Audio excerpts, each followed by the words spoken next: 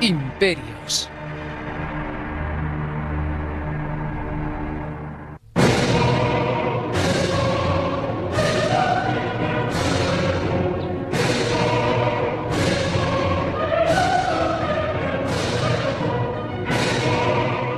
Los fieles se estremecían de frío.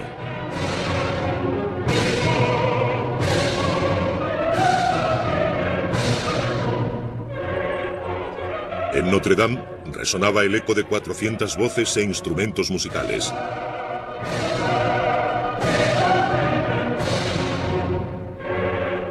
Napoleón Bonaparte estaba a punto de ser coronado emperador de Francia. Si tengo alguna ambición, decía, es tan innata, está tan íntimamente relacionada con mi existencia, que es como la sangre que circula por mis venas.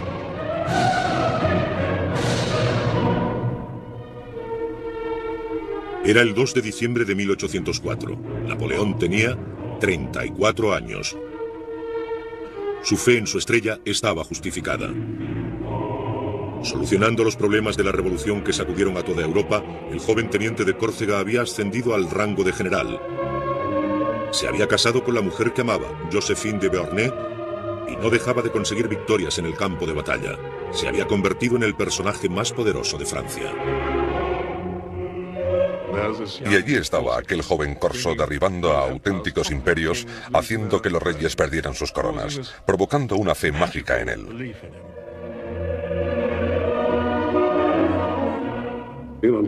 Tenía una gran presencia, una intensidad arrolladora, como una bomba a punto de estallar cuando entraba en una habitación. Era un ambicioso en acción. A medida que pasaba el tiempo, solo confiaba en sí mismo. Se consideraba invencible.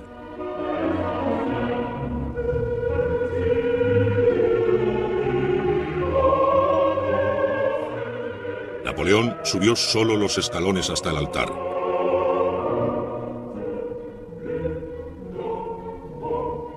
Tomó la corona con sus propias manos y la alzó.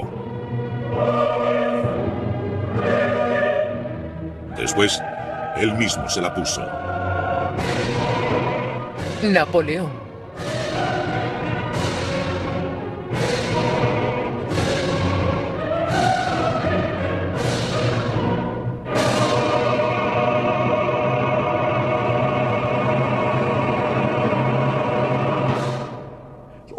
Es casi increíble. Un pequeño corso bueno en matemáticas, pero en nada más. Su padre era un abogado inteligente, que se convirtió en emperador de Francia. Sacó lo mejor de él. Es una historia maravillosa. Capítulo 3. La cumbre de la grandeza.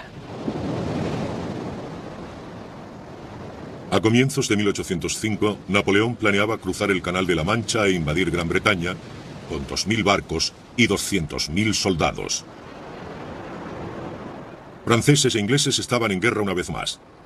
Enemigos irreconciliables luchando por el dominio del continente europeo. Creo que Napoleón se dio cuenta de que si cruzaba el canal tenía muchas posibilidades. Probablemente estuvo en lo cierto. Los ingleses no tenían ejército. Era un ejército patético, y Napoleón parecía invencible. Como él mismo dijo, si soy el amo del canal durante 6 horas, seré el amo del mundo. Te llevaré a Londres, le dijo a su emperatriz Josefina.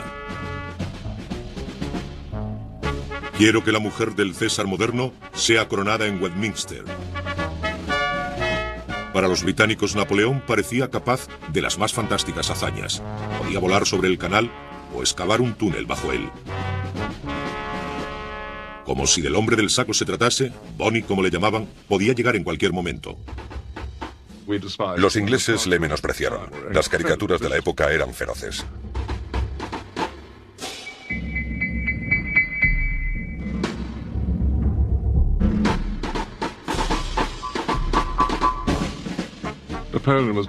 Napoleón era retratado como un pequeño corso advenedizo y Josefina como una fulana. Era un enano enfrentándose al gran poder del sistema británico. Por otra parte, las madres le decían a los niños por la noche: si no rezas tus oraciones, Bona vendrá a por ti. Los colegiales ingleses estaban aterrorizados por una nana popular. Niño, niño, niño travieso, calla, no digas una palabra. Calla, no digas nada, o Bonaparte vendrá y te llevará. Niño, niño, él te oye cuando pasa por la casa. Y miembro a miembro te los arrancará, como se matan el gato y el ratón.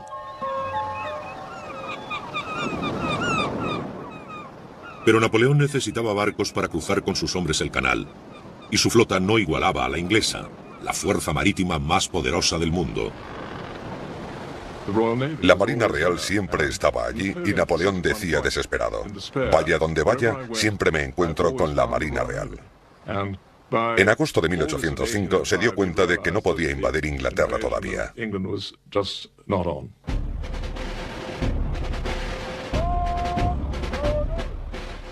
A finales de verano, Napoleón hizo desfilar a sus soldados por la costa del canal. Entonces, para sorpresa de todos, les ordenó dar la espalda a Inglaterra y marchar hacia Europa. Austria y Rusia se habían unido a Inglaterra formando una alianza para destruirle. Cientos de miles de soldados rusos ya se habían adelantado para unirse a sus aliados austriacos. Napoleón había heredado la lucha iniciada 10 años atrás, cuando la Francia revolucionaria se había enfrentado a los monarcas de Europa que decidieron detener la revolución antes de que se extendiera. Napoleón heredó el extraordinario dinamismo de la Revolución Francesa. Todos los que tenían una corona sobre su cabeza pensaron que lo que le había ocurrido a Luis XVI podía pasarle a él. Napoleón representa la revolución y su expansión. No solo una expansión territorial, sino también una expansión de las ideas revolucionarias. Napoleón se dirigió a Europa con sus bayonetas, pero también con el Código Civil.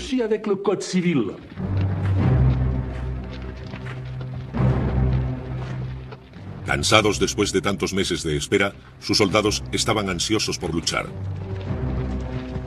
Eran muy disciplinados, endurecidos veteranos de las guerras en Italia y en las tierras del Rin. Napoleón les llamó el Gran Ejército. Tenía un puñado de hombres duros, entrenados y fuertes que se conocían. Había generales y civiles. Él solo tenía que arengarles.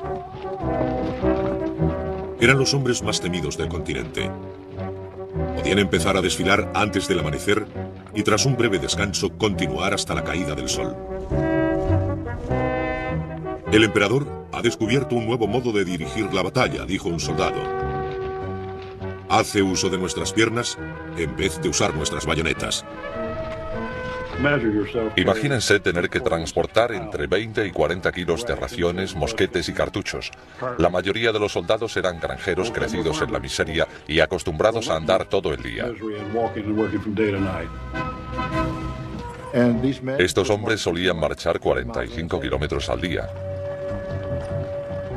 Marchaban durante horas, paraban y volvían a caminar durante 3 o 4 horas más hasta que paraban de nuevo. Comían mientras andaban.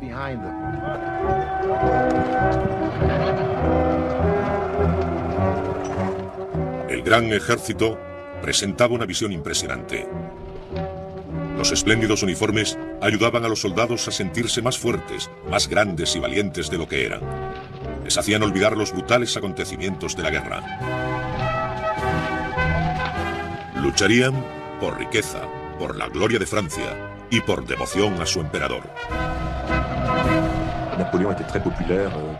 Napoleón era muy popular entre sus soldados. Desarrolló una especie de culto al emperador. Era muy inteligente. Sabía cómo hablar a la gente sencilla, especialmente a sus soldados.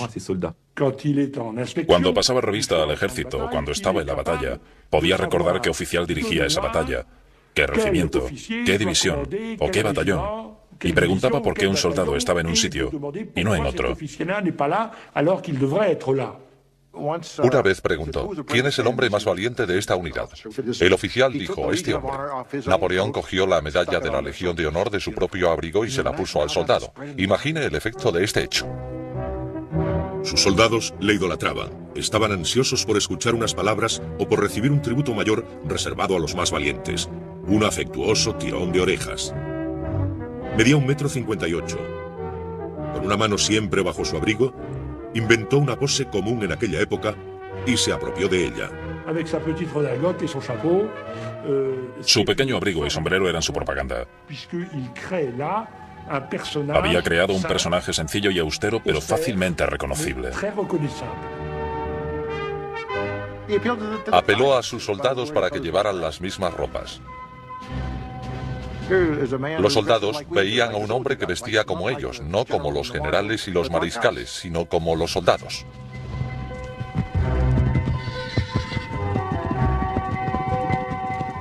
Napoleón guiaba a sus hombres con mano dura, pero él seguía el mismo ritmo. Podía montar a caballo durante 10 horas seguidas. A menudo comía montado en el caballo. Dormía en una pequeña tienda de campaña o bajo las estrellas, tumbándose en su saco de dormir a las 8 y levantándose tan solo unas horas después para pasar el resto de la noche estudiando informes y planeando estrategias. Y todavía encontraba tiempo para escribir a Josefina, recordándole su amor y rociándola de besos por todas partes.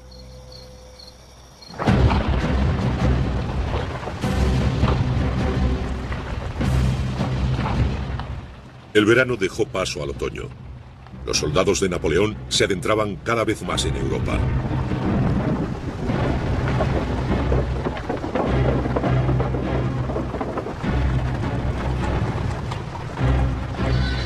Esperándoles, se encontraban los dos ejércitos enemigos que les superaban en número a razón de 2-1. Rusos y austriacos planeaban vencer a los franceses gracias a la superioridad numérica. Los rusos y los austriacos pensaron que podrían con él fácilmente. Estaban convencidos de que una vez que estuvieran en el centro de Europa podrían acabar con él. Pero Napoleón vio al momento el defecto de la estrategia aliada. Sus fuerzas estaban dispersas por todo el continente.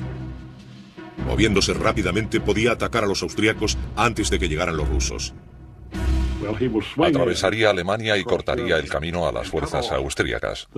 Su plan era atacar primero con sus fuerzas y capturar a aquellos soldados antes de que pudieran reagruparse. En menos de 6 semanas, los franceses llegaron al Danubio y capturaron por sorpresa al ejército austriaco del general Karl Marx.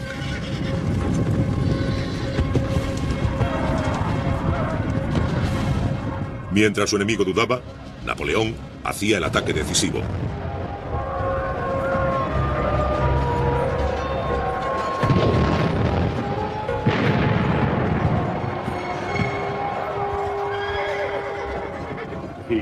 Cuando él apareció detrás de ellos, cualquier general sensato hubiera huido. Pero el general austríaco Mack decidió luchar y mantuvo su posición, por lo que Napoleón le rodeó con su ejército y le aisló, obligándole a rendirse en cuestión de días.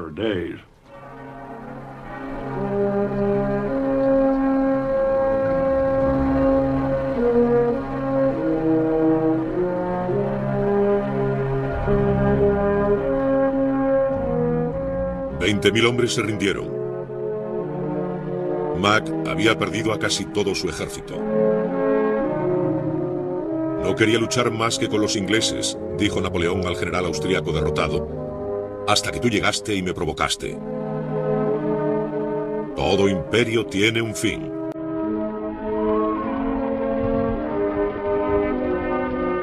Ahora nada se interponía entre Napoleón y Viena. Creo que me he exigido demasiado, mi querida Josefina. 8 días bajo la lluvia con los pies fríos me han servido de poco. Pero tengo que cumplir mi objetivo. He destruido al ejército austriaco.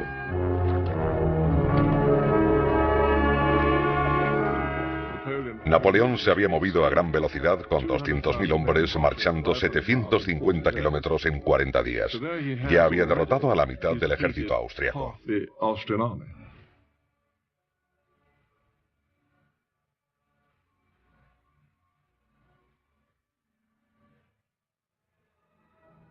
El 14 de noviembre, Napoleón llevó a sus soldados a Viena, capital del Imperio austriaco. El emperador Francisco I había huido, dejando sus palacios y jardines al enemigo. Mientras Napoleón marchaba triunfante por las tortuosas calles, se retrataba como el representante de la Revolución Francesa, un símbolo de la libertad y la Ilustración. Pero muchos de los que antes le habían venerado ahora habían cambiado de opinión, incluyendo a Ludwig Beethoven. Cuando Napoleón decidió coronarse emperador, Beethoven le denunció por vulgar, una persona que se había rebajado al nivel de un rey ordinario. Beethoven había dedicado su tercera sinfonía al primer cónsul Bonaparte. Ahora había borrado su nombre con furia. El emperador Napoleón dijo: no es nada más que un simple mortal. Pisoteará los derechos humanos y se convertirá en un tirano. 2 meses antes, Napoleón había acampado cerca del Canal Inglés. Ahora los vieneses le entregaban las llaves de la ciudad. Pero su triunfo se ensombreció por un desastre.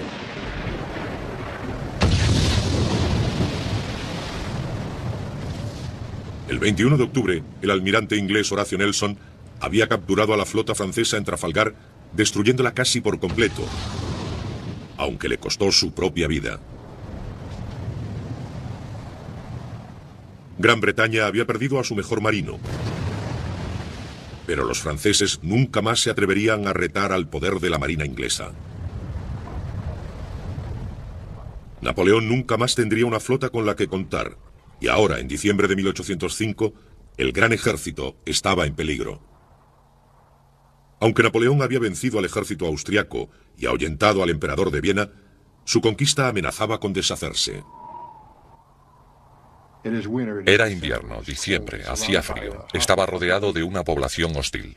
Los rusos estaban llegando para ayudar a los austríacos. Sus tropas estaban diezmadas. Estaba a miles de kilómetros de París. Toda Europa se había convertido en una trampa mortal. Se encontraba en el centro del continente. Prusia amenazaba ahora con declarar la guerra. El 22 de noviembre, el ejército austriaco y el ruso se unieron en la lucha. 90.000 aliados contra 75.000 franceses. Un hombre sensato se habría detenido y quizá hubiera hecho un trato con los rusos y los austriacos. Tenía 2 opciones, echarse atrás o continuar. Pero él pensó, una batalla más. Cuando terminaba noviembre, Napoleón vagaba por el campo estudiando las batallas de Federico el Grande, mirando todos los mapas. Entonces localizó un punto no lejos del pequeño pueblo de Austerlitz. Era un terreno montañoso, rodeado de bosques, estanques pantanosos y pequeñas ciudades. Allí establecería su base. Mirando por encima, el emperador le dijo a sus soldados: «Señores, examinen este campo con cuidado. Va a convertirse en un campo de batalla. Tendrán que tomar parte».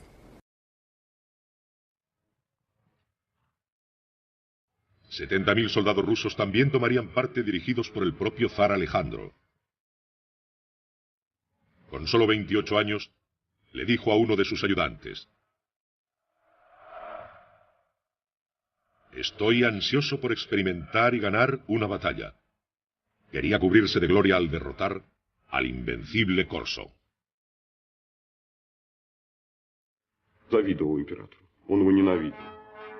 Alejandro I odiaba a Napoleón. Estaba celoso de él. Era un emperador ruso nacido para heredar la monarquía más grande del mundo y había hecho muchas menos cosas que Bonaparte. Tenía un lado místico y pensaba que el destino le había enviado esa misión para organizar Europa y ganar la revolución. Eso le proporcionó cierta fuerza, pero también le hizo imprudente. Vanidoso y con poca experiencia, el joven zar era un objetivo fácil para uno de los mejores estrategas que el mundo haya visto jamás. Napoleón tenía menos hombres, pero si podía controlar la batalla, hacer que el zar le atacara cuando, dónde y como él quería, tendría la oportunidad de ganar. Napoleón sabía que el enemigo era consciente de que se encontraba en una posición difícil, y lo explotó. Utilizó la aparente debilidad y la volvió contra su enemigo. Le convencería de que tenía miedo. Et c'est là que Así es como demostraba su ingenio. Haría pensar al enemigo que era más débil de lo que realmente era para que éste atacase primero. La batalla de Austerlitz estuvo dominada por una meseta inclinada, la meseta de Pratzen. Si quisiera detener al enemigo, dijo Napoleón, ahí es donde debería colocarme. Pero eso desembocaría en una batalla normal, y yo quiero un éxito decisivo. El ejército de Napoleón controlaba las montañas, pero ahora sacrificaría su posición dominante en una estratagema audaz para hacer que los rusos atacaran su flanco derecho. Con una fina línea de soldados a su derecha, ordenó a sus hombres abandonar las montañas y se quedó observando mientras las fuerzas enemigas las ocupaban. Los rusos pensaron que lo habían conseguido. Los franceses contaban con pocas tropas y ellos podían atacar por el sur y acabar con ellos. Napoleón conocía a sus hombres. El zar organizó una reunión urgente y discutieron sobre un ataque inminente. El general ruso Mikhail Kutuzov se negó. Ciego de un ojo por una herida de guerra, el veterano borrachín despreciaba a sus aliados austríacos y temía a Napoleón. Kutuzov intentó calmar el fervor del zar. Presintió la trampa. Quizá no la entendió, pero la presentía. Era un viejo zorro. Advirtió a Alejandro que esperara, pero no le hizo caso. Era un joven zar ruso. Tenía más hombres que Napoleón y no podía aceptar la idea de que Napoleón no fuera vencido. También estaba rodeado por jóvenes soldados de las familias más aristocráticas de Rusia y dijo, Napoleón debe ser derrotado cuanto antes. Pensaban que Napoleón les tenía miedo y que debían atacarle cuanto antes. La lógica del plan de batalla era correcta, pero olvidaron contra quién iban a luchar.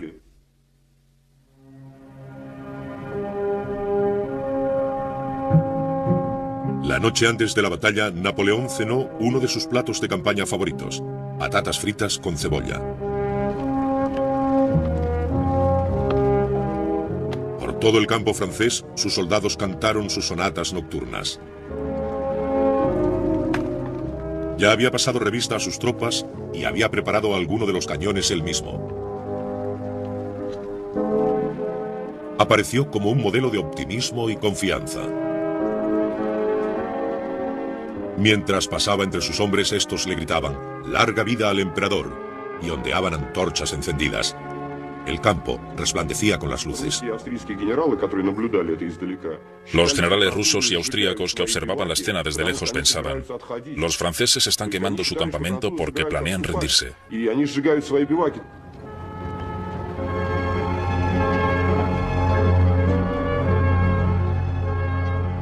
Era el 2 de diciembre de 1805, el primer aniversario de su coronación.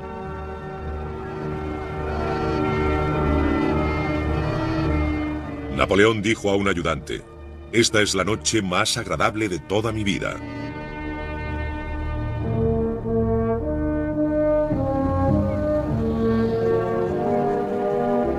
El amanecer llegó con una niebla impenetrable. Las alturas de Pratzen flotaban como una isla sobre un mar de niebla.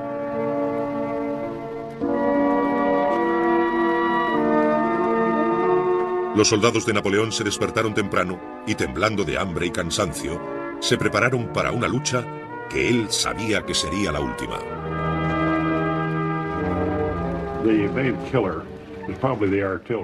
El arma más poderosa era probablemente la artillería. Disparaban, atacaban y mataban. Cuando se acercaban en combate cuerpo a cuerpo, se luchaba con bayoneta, lo que era mortal. Había más muertos que heridos. Y también se encontraba la infantería, las armas pesadas. Lo destrozaban y lo aniquilaban todo. Los modernos rifles de balas hacían un agujero limpio, pero este batallón desgarraba cuerpos y los dejaba con los huesos fuera.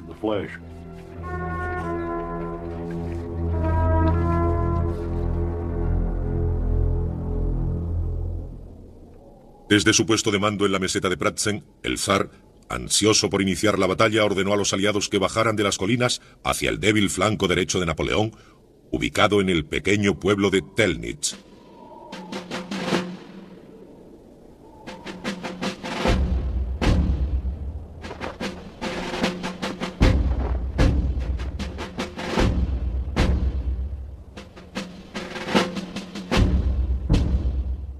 Napoleón se sorprendió cuando vio que 2 divisiones de soldados se habían sumado desde Viena. Habían cubierto los 100 kilómetros en solo 2 días. Napoleón puso refuerzos donde menos lo esperaban y más rápido de lo que nadie pueda imaginar.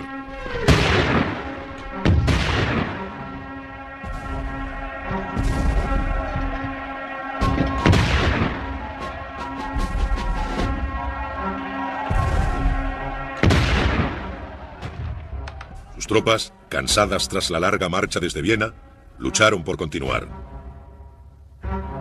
Por ahora, dijo Napoleón, el enemigo está actuando como pensaba, dirigiendo las maniobras según sus órdenes. Napoleón había querido que el enemigo atacara su débil flanco derecho. Ahora tenía suficientes tropas para defenderlo y más que suficientes para su plan, un ataque a la meseta Pratzen que fue abandonada con poca defensa. Napoleón observaba desde su puesto de mando la batalla, esperando liberar su trampa. Escondido entre la niebla, al fondo del valle debajo de la meseta, había 2 divisiones francesas, 17.000 hombres.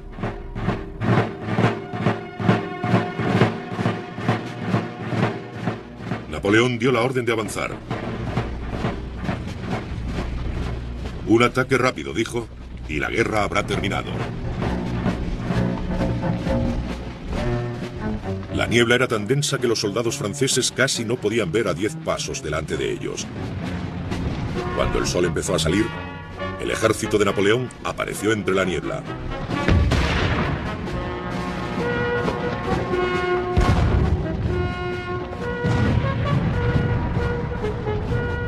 En lo alto de la meseta de Pratzen, el zar observaba la materialización de los franceses en el valle. Han salido del cielo, le dijo a un ayudante. Su Majestad, le replicó un ayudante, debería decir que han salido del infierno.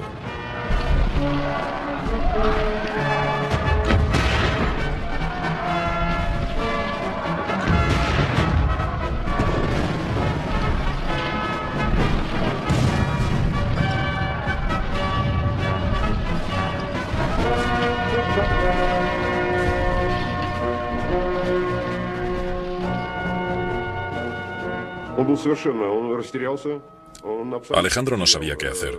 Estaba absolutamente perdido. Desde ese momento perdió completamente el control sobre su ejército. Después del pánico en la meseta, ya no volvió a participar en la batalla.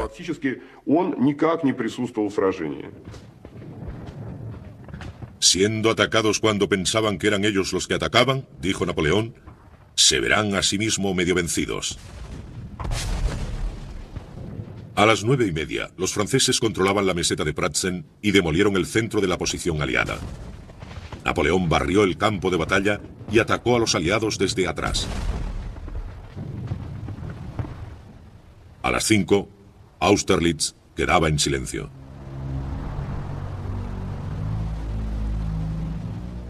$9.000 franceses murieron o resultaron heridos, junto con 16.000 rusos y austriacos.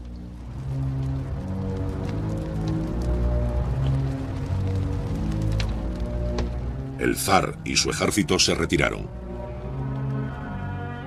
Pero el propio emperador austriaco, Francisco I, llegó para acordar la paz con el pequeño teniente de artillería Corso, que se había coronado a sí mismo emperador solo un año antes.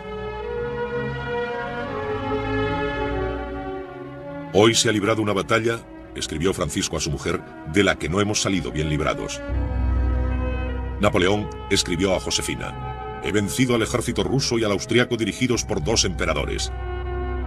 Estoy un poco cansado. Te abrazo.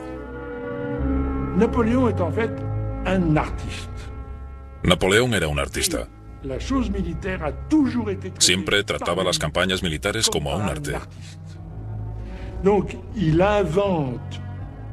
Si los acontecimientos le imponían una solución, pensaba y encontraba una solución. Le encantaba la guerra, no hay duda. Pero le encantaba la guerra como arte. Austerlitz había encumbrado la estrella de Napoleón a cimas más altas. Había logrado su mayor victoria, la victoria de la que podría sentirse más orgulloso. Soldados, dijo, estoy contento con vosotros. Habéis decorado vuestras águilas con una gloria inmortal. Seréis recompensados con alegría y para vosotros será suficiente con decir: estuve en la batalla de Austerlitz, para que la gente responda: ahí va un valiente.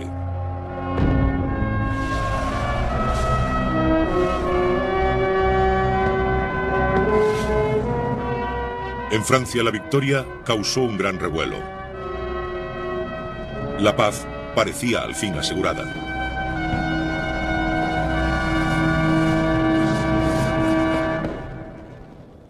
Pero 6 meses después, Napoleón seguía en Europa, preparándose de nuevo para la guerra. Entre los soberanos establecidos dijo: la guerra nunca va más allá de la posesión de una provincia o una fortaleza. Pero para mí, el riesgo significa siempre mi existencia y todo el imperio. La conquista me ha hecho ser lo que soy. La conquista me mantiene aquí. Alarmados por el creciente poder de Francia, los prusianos le retaron. Napoleón hizo un rápido trabajo con ellos. La idea de que Prusia pueda tomar el campo de batalla contra mí, dijo, me parece tan ridícula que no merece discusión. En menos de 3 semanas, hizo rendirse a los prusianos tomando 140.000 prisioneros y dejando 25.000 muertos o heridos. El poder del ejército prusiano había sido destrozado por completo.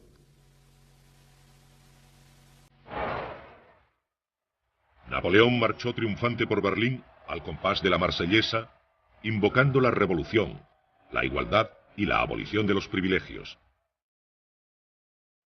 Ahora el amo de la Europa occidental acababa con las leyes feudales y obligaba a los países que había conquistado a aceptar las nuevas leyes que había creado para Francia, el Código Civil. Pero él no gobernó en nombre de la libertad. Me he dado cuenta, dijo, que los hombres no han nacido para ser libres. La libertad es una necesidad de una pequeña clase de gente cuya naturaleza les ha dotado de mentes más nobles que las del resto de los hombres. Reinó como los reyes, con 44 palacios diferentes, incluyendo Fontainebleau. Creía que su propia gloria, la gloria de Francia y el espíritu de la revolución eran lo mismo.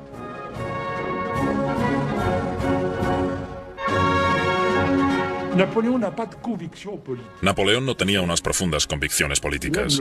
Amaba el orden, amaba la autoridad, amaba las organizaciones bien dispuestas.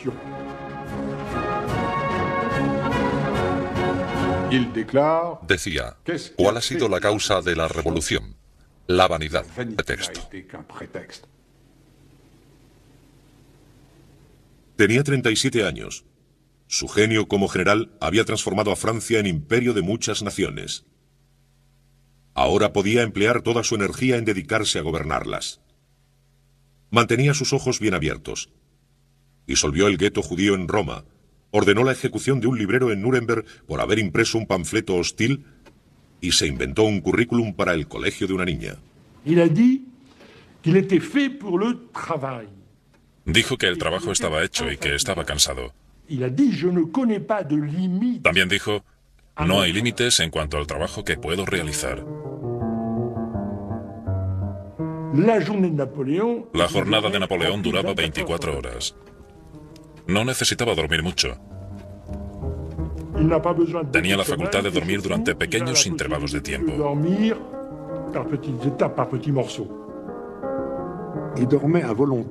Dormía cuando quería, se sentaba en una silla durante 5 o 10 minutos. Esa era su gran fortaleza. Ordenaba incluso en sueños.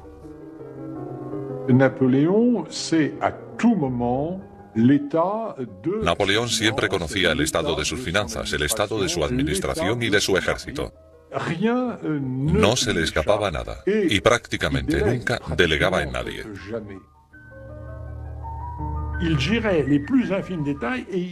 Estaba al tanto de los más mínimos detalles. Intervenía en asuntos administrativos que afectaban a todo el imperio. Tenía una memoria prodigiosa. Entendía todo rápidamente. Tenía una gran mente analítica. Podía pensar en varios problemas a la vez y dictar varias cartas a sus secretarios. Lo hacía tan rápido que sus secretarios a veces no daban abasto. Podía dictar 125 cartas, planear la organización del gobierno y la artillería, el número de botones de un abrigo y conferencias en un día. Los momentos de relax de Napoleón eran muy breves. Le gustaban los baños calientes y ordenaba a su ayuda de cámara que le rociara con agua de Colonia. A Napoleón le gustaba mucho el agua de Colonia. Se lavaba cuidadosamente los dientes. En aquella época no había pasta de dientes, pero lo hacía con mucho cuidado. Cuidaba mucho su aspecto personal.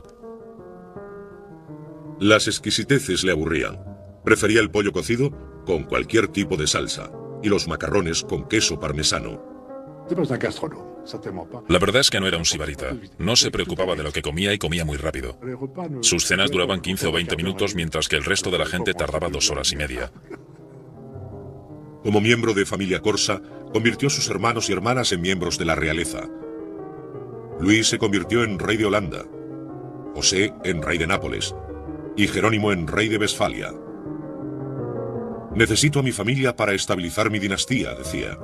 Si distribuyera los tronos de acuerdo al mérito, tomaría unas decisiones diferentes. Hizo a su hermana Carolina reina, a Paulina princesa y a Elisa duquesa. A su madre la recompensó con el título de Madame Mère.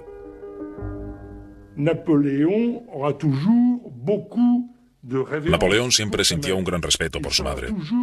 Siempre había sido el niño de su madre, incluso cuando se nombró emperador.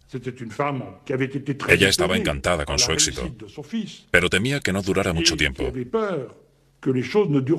Se dice que solía decir con su acento corso: durará mientras dure.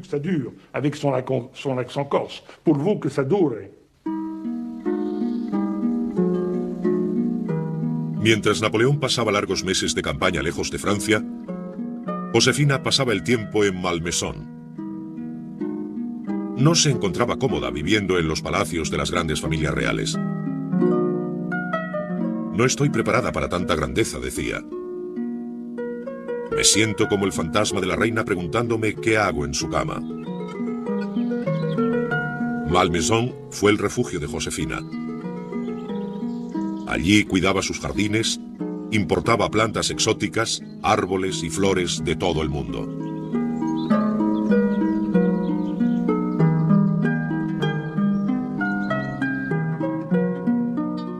Aunque Napoleón ya no era un joven inexperto, intoxicado por sus exóticos encantos, se seguía sintiendo muy atraído por ella.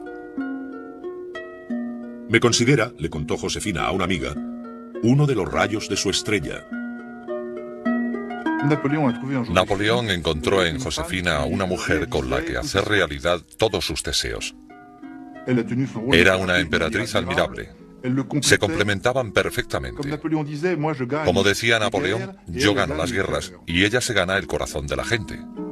Josefina parecía cada vez más enamorada, aunque ambos discutían con frecuencia. Él le echaba en cara que gastara casi 1 millón de francos al año solo en ropa. Ella estaba celosa de su amante. Pero él hacía el amor de la misma manera que comía, a toda velocidad. Mi amante, decía, no ocupa mis sentimientos. Es una cuestión de poder. No podía entender por qué Josefina se enfadaba. Se toma las cosas demasiado en serio, decía. Siempre piensa que voy a dejar de quererla. ¿No puede entender que el amor no es para mí? Parece que no tenía demasiadas necesidades sexuales. En cualquier caso, tuvo amantes porque era lo que se hacía en la época. Era normal que los soberanos tuvieran amantes. Tuvo relaciones esporádicas y Josefina se enteraba de todas. Al final, con el tiempo, crearon una gran camaradería. Habían alcanzado la cima juntos. Si Josefina le hubiera dado un hijo, él hubiera sido el hombre más feliz del mundo.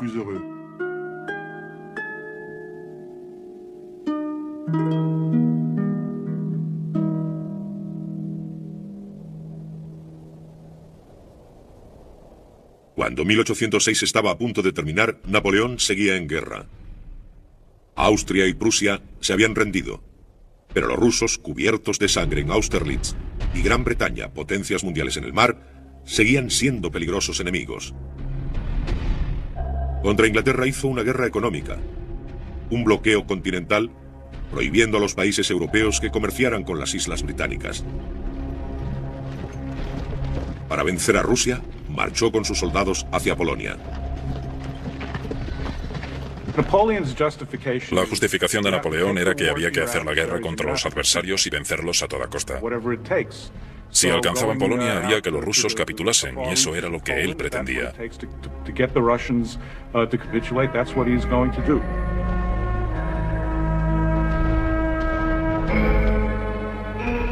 Napoleón estaba en Varsovia cuando quedó atónito por las noticias de un ataque sorpresa ruso. Se retiró primero a Eylau, a 230 kilómetros de la frontera rusa. Luego a la vecina Friedland.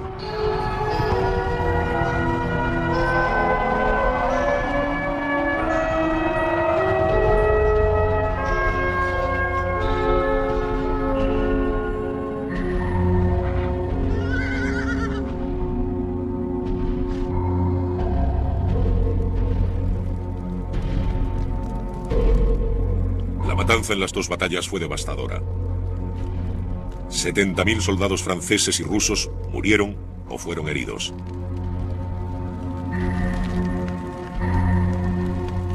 Ya no es un combate, escribió un general ruso al zar.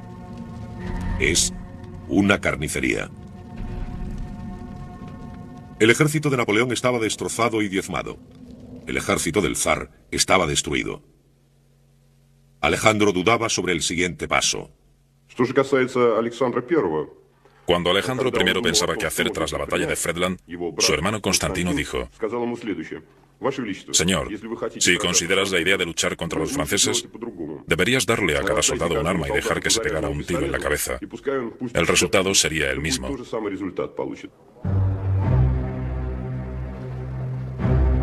El 25 de junio de 1807, Alejandro viaja a Tilsit, en la frontera occidental del Imperio ruso, para hablar de paz con el emperador de Francia.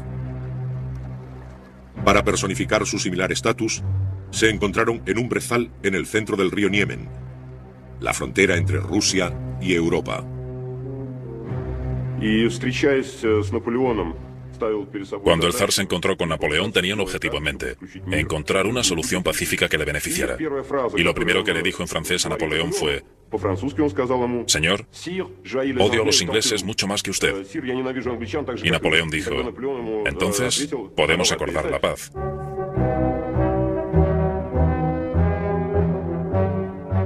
Los términos de la paz de Napoleón fueron generosos. No exigió ningún territorio ruso. A cambio, el zar aceptó convertirse en aliado de Francia, unirse al bloqueo continental y negarse a comerciar con Gran Bretaña.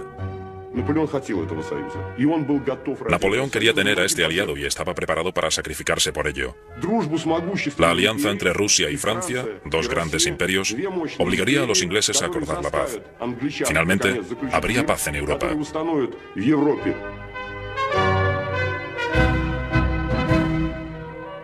Solo 10 días antes se habían estado matando. Ahora los dos viejos enemigos actuaban como viejos amigos.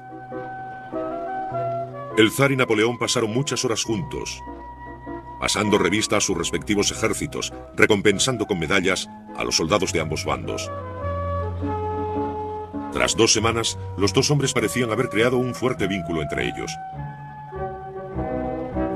Napoleón estaba hechizado con Alejandro, al que describía como especialmente atractivo, como un héroe con todas las gracias de un amable parisino. El zar parecía sentir mucho respeto por Napoleón y por su gran poder. Cuando se despidieron, Napoleón estaba convencido de que había convertido al zar en un amigo y aliado. Intentó seducir a Alejandro, intentó agradarle, le elogió mucho. Napoleón era un gran seductor. Si Alejandro fuera una mujer, escribió a Josefina, le convertiría en mi amante. Ese fue el gran error de Napoleón. Pensó que realmente había caído bien a Alejandro. Lo que Napoleón no entendió fue que éste nunca cumpliría su promesa. Pero para Napoleón, la paz de Tilsit parecía el momento más glorioso para él y para su imperio. Volvió a París en julio de 1807 rodeado de grandes celebraciones.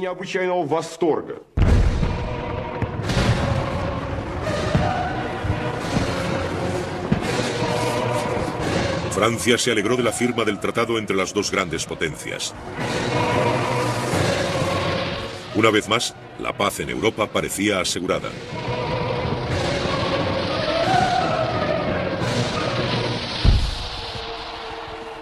En 1807, el imperio de Napoleón se extendía desde la costa atlántica hacia las estepas de Rusia, desde el Mar del Norte al Mediterráneo. Gobernaba a 70 millones de personas, franceses, italianos, holandeses, alemanes y polacos. No había habido un imperio tan grande desde los tiempos de Roma.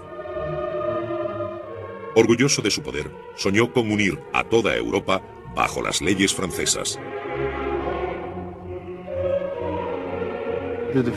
La derrota de Rusia y Prusia fue tan abrumadora que Napoleón estaba asombrado por el éxito. Nunca había imaginado tal hazaña. Empezó a pensar que podía hacer cualquier cosa.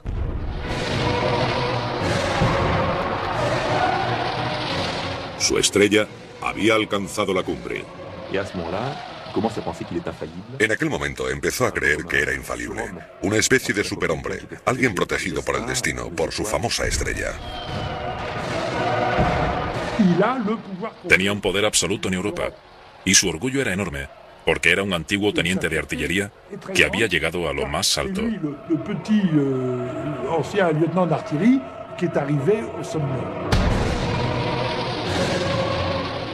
La ambición nunca está satisfecha, escribió una vez Napoleón, incluso en la cumbre de la grandeza. Con 38 años, embriagado de poder, el gobernador más famoso de Europa se empeñó en otra conquista más. Sería un error fatal.